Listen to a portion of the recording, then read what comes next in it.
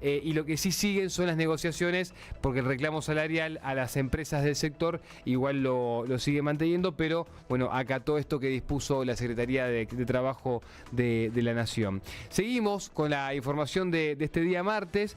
Tenemos la próxima entrevista ya de esta mañana conectada y vamos a saludar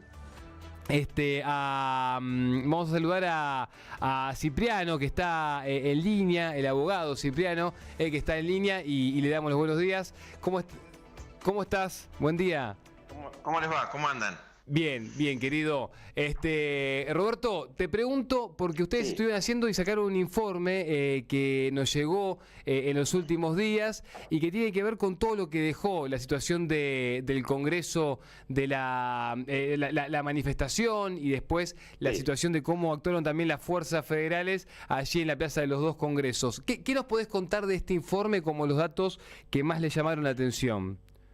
Mira, fundamentalmente la escalada, un paso más en la criminalización de la protesta, la escalada de violencia que se vivió ese día fue novedosa, ¿no? Por el gran despliegue de fuerzas, el tiempo de la represión, la violencia de la represión que se utilizó ese día, bueno, que generó 638 personas heridas, que fue lo que nosotros pudimos relevar.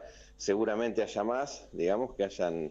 la gente cuando le pasa algo, digamos, se ve afectada por gas o por posta, en general tiende a irse, obviamente, de las manifestaciones, así que eso fue lo relevado, pero dio cuenta de lo cruento que fue ese despliegue policial y, bueno, las 35 personas detenidas, de las cuales 33, y esto es lo novedoso, pasan a la órbita de la justicia federal. La dinámica venía siendo que las personas eran detenidas a disposición de la justicia de la ciudad y que por contravenciones o por delitos menores eran rápidamente liberadas. Esta vez, a partir de que Presidencia de la Nación saca ese comunicado donde dice que eran sediciosos que intentaban dar un golpe de Estado, que eran terroristas, etcétera, ya entonces interviene el fiscal Stornelli, fiscal federal, e inicia la causa en el federal, que implica la imputación de delitos mucho más graves, ¿no? De sedición, agravados por terrorismo, etcétera, que implican delitos que van arriba de los 6 años de pena, hasta 15 y 20, ¿no? Entonces, bueno, eso es lo novedoso, digamos, que ahora ya lo pasan a la órbita de la justicia federal con imputaciones más graves, digamos, y bueno, generan que la mayoría de las personas después son liberadas dentro de los 6 días porque no había elementos para imputar semejante cosa, era una barbaridad jurídica lo que estaban haciendo, pero bueno, 5 personas todavía siguen detenidas hoy. Bien, estamos hablando con Roberto Cipriano García, que es integrante de la Comisión Provincial por la Memoria, abogado. Hicieron un informe sobre lo que fue el accionar de las fuerzas federales en la Plaza de los Dos Congresos, mientras se llevaba adelante esa protesta por la ley de bases cuando se trató en el Senado de la Nación. ¿A qué crees o con qué crees que tiene que ver ese accionar que se dio y cómo se actuó desde el Ejecutivo Nacional con el operativo, Roberto, y después también, bueno, a cómo avanzó también un sector, ¿no?, del Poder Judicial en cuanto a las cosas de las cuales acusa a los detenidos, ¿no? ¿A qué crees que corresponde? Ya, yo creo que hay una cuestión ideológica profunda, digamos, ¿no? Para este gobierno, la manifestación, quienes manifiestan, quienes protestan, efectivamente son enemigos, hay que terminar con la protesta. Bueno, están llevando a cabo en nuestro país una experiencia, digamos, de un modelo cada vez más excluyente, más desigual, que lo que intenta es apropiarse cada vez más de la riqueza en manos de los pocos sectores que siempre se han quedado con la riqueza en Argentina, y eso no es posible hacerlo si no es con represión. Entonces van generando la idea socialmente aceptada, lamentablemente, por un sector de nuestra población, de que lo más importante y sagrado es la circulación de las personas, y entonces inventaron en diciembre lo del protocolo antipiquete, que es una construcción mediática, discursiva, falaz, porque lo que veíamos el otro día y vimos en manifestaciones anteriores es que quienes cortan el tránsito, digamos, son las propias fuerzas de seguridad que hacen cordones para impedir el paso de los manifestantes.